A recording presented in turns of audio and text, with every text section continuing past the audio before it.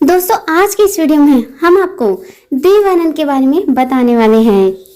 Hindi cinema में तकरीबन 6 दशक तक दर्शकों पर अपने हुनर, अदाकारी और रोमानियत का जादू बिखेरने वाले सदाबहार देव आनंद के बारे में आज की इस वीडियो में हम आपको उसकी पूरी जिंदगी के बारे में बताने वाले हैं। देव आनंद का जन्म 26 सितंबर 1923 को पंजाब के गुरदासपुर में एक मध्यम वर्गीय परिवार में हुआ था। देवानंद का असली नाम धर्मदेव किशोरीमल आनंद था। उन्होंने अंग्रेजी साहित्य में अपनी स्नातक की शिक्षा 1942 में लाहौर में पूरी की। फिर 1943 में अपने सपनों को साकार करने के लिए जब वह मुंबई पहुंचे तब उनके पास मात्र 30 रुपए थे और रहने के लिए कोई ठिकाना नहीं था। देवानंद ने मुंबई पहुंचकर रेलवे स्टेशन के समीप एक सस्ते से होटल में कमरा किराए पर लिया। उस कमरे में उसके साथ 3 अन्य लोग भी रहते थे जो उनकी तरह फिल्म इंडस्ट्री में अपनी पहचान बनाने के लिए संघर्ष कर रहे थे।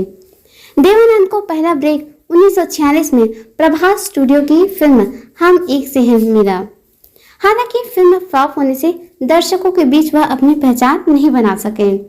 इस फिल्म के निर्माण के दौरान ही प्रभास स्टूडियो में उनकी मुलाकात गुरुदत्त से हुई, जो उस समय फिल्मों में कोरियोग्राफर के रूप में अपनी पहचान बनाना चाह रहे थे।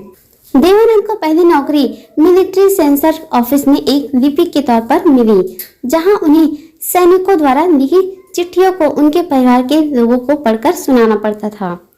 लगभग 1 वर्ष तक मिलिट्री सेंसर में नौकरी करने के बाद और परिवार की कमजोर आर्थिक स्थिति को देखते हुए 30 रुपए जेब में लेकर पिता के मुंबई जाकर काम न करने की सलाह विपरीत वह अपने भाई चेतन आनंद के साथ 1943 में मुंबई पहुंच गए।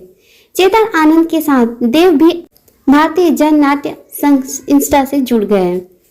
देवानंद और उनके छोटे भाई विजय को फिल्मों में लाने का श्रेय उनके बड़े भाई चेतन आनंद को जाता है और गायक बनने का सपना लेकर मुंबई पहुंचे देवानंद अभिनेता बन गए। अभिनेता के रूप में पहला ब्रेक 1946 में फिल्म हम एक से हैं मिला, जो फ्लॉप रही। फिर वर्ष 1948 में जिद्दी उनकी पहली हिट साबित हुई। सन 1949 में उन्होंने नवकेतन बैनर स्थापित किया और वर्ष 1950 में अफसर का निर्माण किया, जिसका निर्देशक उनके बड़े भाई चेतन आनंद ने किया। सन 1951 में उनके बैनर की अगली फिल्म बाजी का निर्देशक उनके दोस्त गुरुदत्त ने किया, जिससे उनकी किस्मत ही पलट गई। दोस्तों, बात करते हैं फिल्मी सफर के बारे में। तो देवानंद काम की तलाश में मुंबई आए और उन्होंने मिलिट्री सेंसर ऑफिस में 160 रुपए प्रति माह के वेतन पर काम करने की शुरुआत की।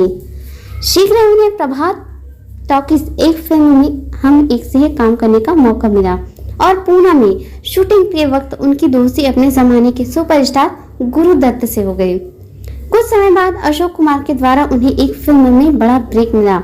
उन्हें बॉम्बे टॉकीज प्रोडक्शन की फिल्म जिद्दी में मुख्य भूमिका प्राप्त हुई और इस फिल्म में उनकी सहकारी थी कामिनी कौशल।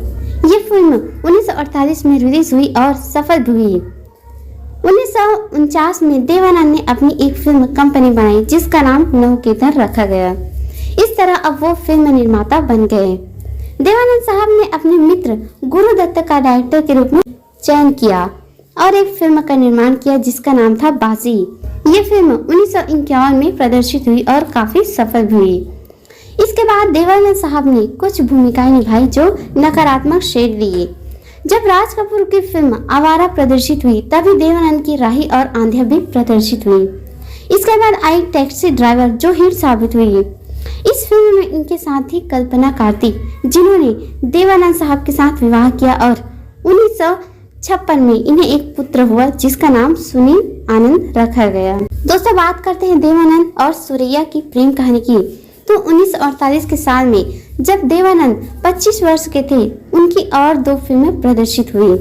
फरी मजूमदार की हम भी इंसान हैं और गिरीश त्रिवेदी की विद्या। पहली फिल्म की नायिका रमूला थी, जो 1951 में निर्देशक विजय मल्होत्रा की फिल्म स्टेज में उनकी नायिका बनी। इनमें विद्या फिल्म इसलिए महत्वपूर्ण है क्योंकि इस फिल्म में सुरैया पहली बार देवानंद की नायिका बनी और इसी सेट पर दोनों के बीच प्यार हो गया। दोनों ने 1951 तक कुल 7 फिल्मों में काम किया और इस दौरान देवानंद सूर्या के प्यार की कहानियां नरगिस राज कपूर और दिलीप कुमार मधुबाला के प्यार की तरह देश भर में फैल गई, जो आज तक फिल्मी पत्रिकाओं और स्तंभों में बार बार दोहराती जाती है। सुरैया तब तक स्थापित अभिनेत्री थी। सुरैया के साथ देवानंद की दूसरी फिल्म जीत, जो साल 1949 में पर्दे पर आई थी, इसका निर्देशक बाद के जमाने की चर्चित अभिनेत्री विद्या सिन्हा के पिता मोहन सिन्हा ने किया था।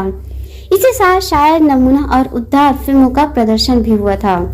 शायर में देव के साथ सुरैया और कामिनी कौशल, नमूना में कामिनी कौशल और उद्धार में मनोहर सुल्ताना और निरूपा राय थी।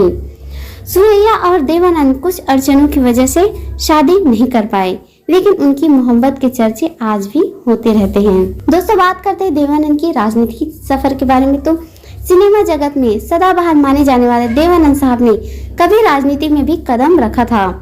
मौका था देश में इमरजेंसी का।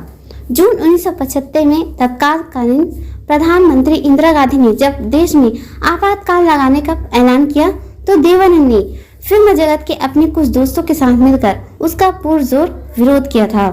बाद में जब आपातकाल खत्म हुआ और देश में चुनाव की घोषणा हुई, तो उन्होंने अपने प्रशंसकों के साथ जनता पार्टी के चुनाव प्रचार में भी हिस्सा लिया। बाद में उन्होंने नेशनल पार्टी ऑफ इंडिया के नाम से एक राजनीतिक दल की भी स्थापना की, लेकिन कुछ समय बाद उसे भंग कर दिया गया। एक जमाना था जब देवानंद की तूती बोलती थी, इसलिए उनकी लोकप्रियता की ऊंचाई भी कल्पना के आज के भी तय नहीं कर सकते। अपने आकर्षण से कितवंत बन चुके देवानंद दर्शकों की दिलों पर राज किया। अपने चाहने वालों को हमेशा खुश रखने की हसरत थी, वह वजह थी जो देवानंद साहब को अपने आखिरी समय में देश से दूर ले गई। देवानंद नहीं चाहते थे कि भारत में उनके चाहने वाले उनका मरा मुंह देखे, इसलिए उन्होंने जिंदगी के आखिरी पल लंदन में बिताने का फैसला किया। हर दिल अजीज एक अजीम अदाकार का लंदन में दिल का दौरा पड़ने से 3 दिसंबर 2011 को 88 वर्ष की उम्र में निधन हो गया, लेकिन उनका नाम बॉलीवुड के इतिहास में स्वर्ण अक्षरों में सदैव लिखा रहेगा। तो दोस्तों, ये थी देवानंद के बारे में।